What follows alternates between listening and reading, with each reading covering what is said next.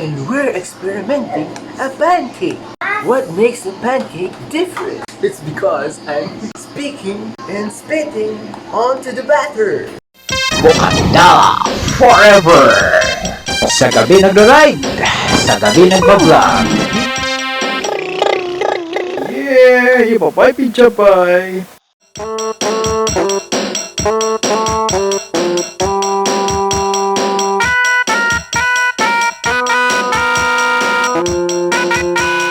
Sa Gabi Nag-Vlog, sa Gabi Nag-Ride, bago tayo magpatuloy sa ating panonood, eto muna ang mga bagong subscribers natin at ito ang shoutout para sa inyo. Riding and Tambay Motovlog, Pau Motovlog, AGV Alan Geznoy Vlog, Jemar Vlogs, Kev Sonda Road, Maki Vlog, Jad CTV, Ramon Besueno Vlogs, Ed Heras Adventures, Jovs Serot, Theon Motovlog, Sed Motovlog, Sir Rick, FDC Motovlog, Red Raider Moto, Joe It TV, Macho Motovlogs, Estef TV, Rags Moto, Kurbada.ph, Nico Moto, Team Santo Rosario, Puffs Oni, Fadim Chris Bartolo, Rest Day Moto, Shoulder Motovlog Adventure, Derf Nayo Vlogs.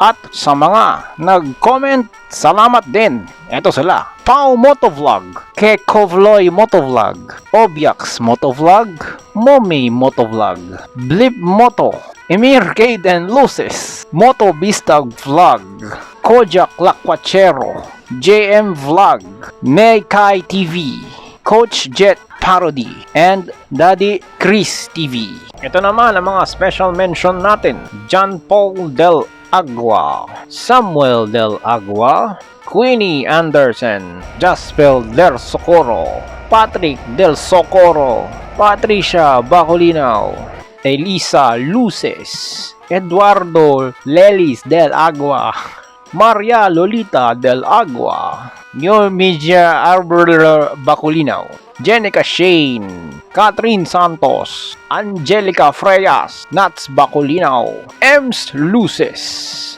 Fort Bacolinaw, Paulo Bacolinaw Del Socorro, Eliasar Luces.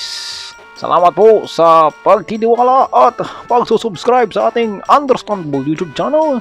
Ang solid. Ride safe and slow. Sa Gabi Nag-Vlo-Vlog, sa Gabi Nag-Ride. Magandang gabi lagi. This is your Forces of Darkness.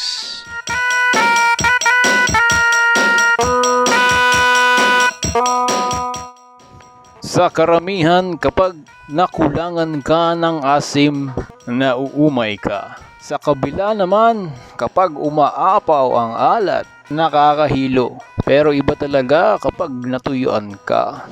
Ubus na ubus, walang wala. Ang tanong, makaka-move on ka pa ba?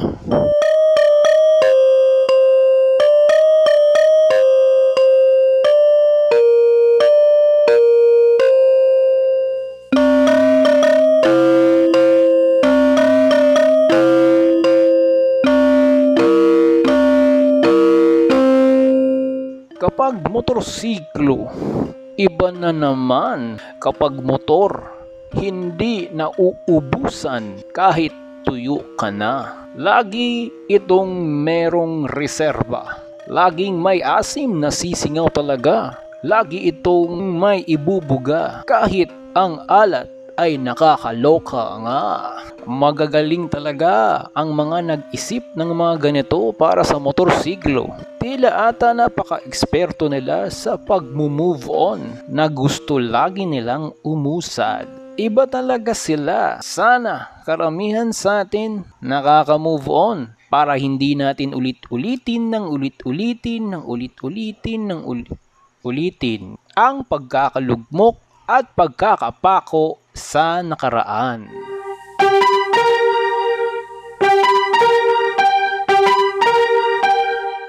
Sa mga gumawa ng motorsiklo na ganito, kahit natuyuan na sila ng sobra, Hindi ata nila ibinibigay ang lahat-lahat para sa kanilang mahal. Kita ang ebidensya na may reserba sila para sa kanilang sarili. Tuklasin natin itong sikreto na ito. Bakit nakaka-move on pa rin sila? Bakit kapag magmamahal ka, huwag yung sobra-sobra? Ika nga, magtira ka naman para sa sarili mo. Ito ang gasoline switch, reserve ng motorsiklo natin. Or ito ang tinatawag sa manual ay fuel cock. Matutuyuan ka pero uusad ka ng mahabang mahaba.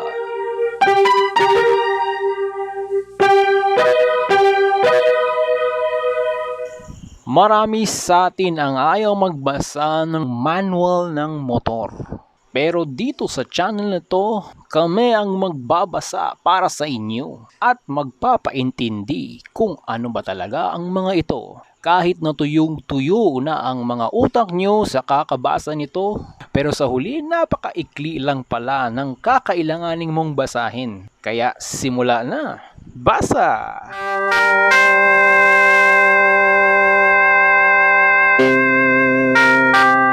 The fuel cock supplies fuel from the tank to the carburetor while filtering it also.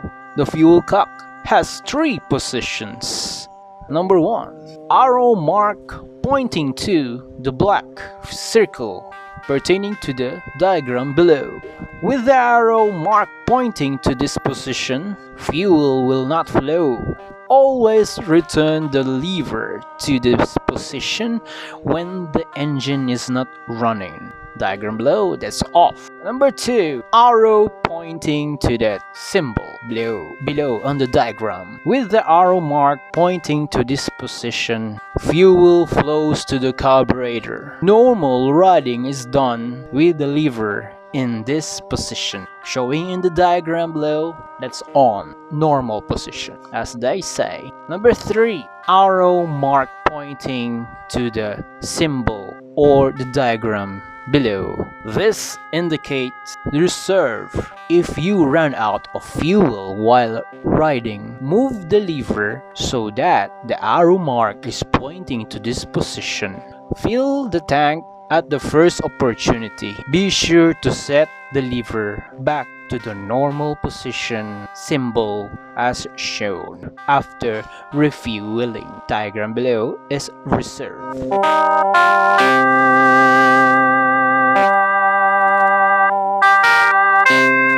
Yeah, magandang gabi. Ito na ang ating demonstration natin sa fuel cock ng motorsiklo natin.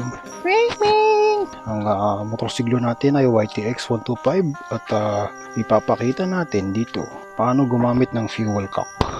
Sa ibang motor, iba-iba ang posisyon ng fuel cock. Meron nun dito sa kaliwa, iba na sa kanan, kung saan. Basta tatlong posisyon lagi ang fuel cock. Pero sa motor na ganito, ng YTX 125, dito siya nakalocate. Tatlong posisyon. Ito yung normal, yan yung first position na naka-on. Tapos kapag nakaganyan naman, yan ay naka-off.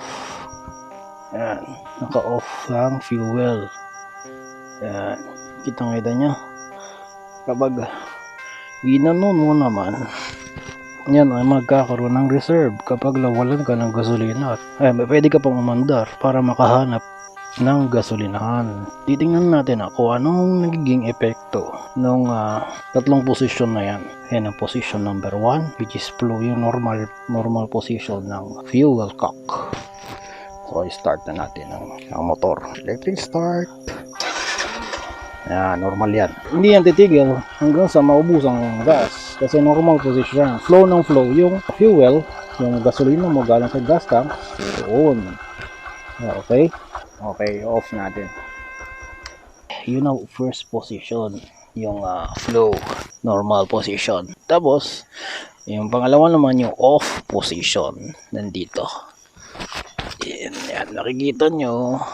May mga simbolo yan. Ito yung reserve. Ito yung naka-on. Ito yung naka-off. Yan yung naka-off. Yan. Ilalagay natin sa off yung may bilog. Bilog yan eh. Hindi yan black, bilog. Okay, tingnan natin. Tingnan natin. Dapat mag-off. Dapat mag-off ang motor.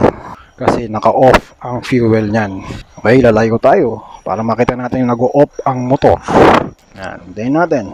Hintayin natin mag-off. Mag-off ka na. Sige na. Naka-on pa rin. maraming gasolina. Ayan, balikan natin. Ma-under pa rin. Yung revolution ko kaya. Naka-off dapat eh. Off yan. Sobrang tipid ng motor na to. Nakaka-jet na yun eh. Ang tagal pala ma-off nito. Siguro makakauwi ka na. For sure naman naka-off na. Hinihintay natin mag-off yung motor. Ayaw niya mag-off eh. Panda rin natin.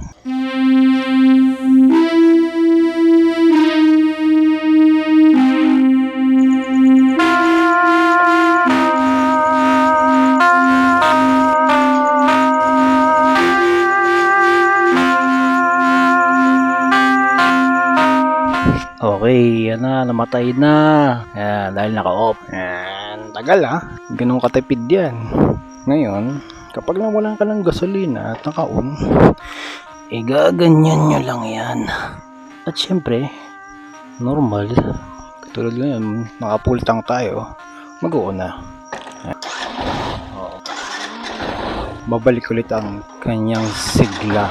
Yan ako kumakabig ng kanan, no? Mga auto, yan ang kill switch ng YTX, ganyan, no? Okay. Okay, diba? Yan ang kill switch.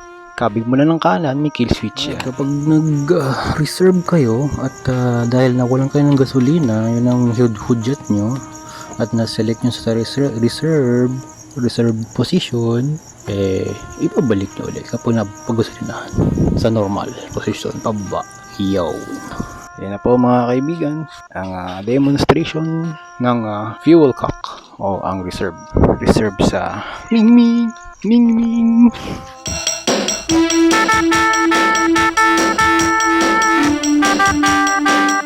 Excited tayo sa pamamasyal. Pero siguraduhin may baong pagkain. Siguraduhin din na magbawas ng saloobin para hindi manggigil sa daan. At lalo, dapat busog sa gasolina ang motor nating napakamahal. Tandaan sa motor, buhusan mo ng sobra-sobra galing sa pagmamahal mo at tiyak. Buhos na buhos din ang ibabalik na pagmamahal sa iyo niyan. Kung nakatulong at naliwanagan na ang lahat kung paano gumamit ng fuel cock or gasoline reserve switch, ay i-like lang, share nyo pa para maka-inform sa lahat at akala nila natuyuan na sila ng gasolina at ang tanging paraan para lang makapunta sa gasolinahan ay itulak ang mga motor pero meron palang reserba. Ako po si Soned, sa Gabi Nag-Vlo-Vlog, sa Gabi Nag-Ri-Ride. Ito po ang ating maikling pagbasa.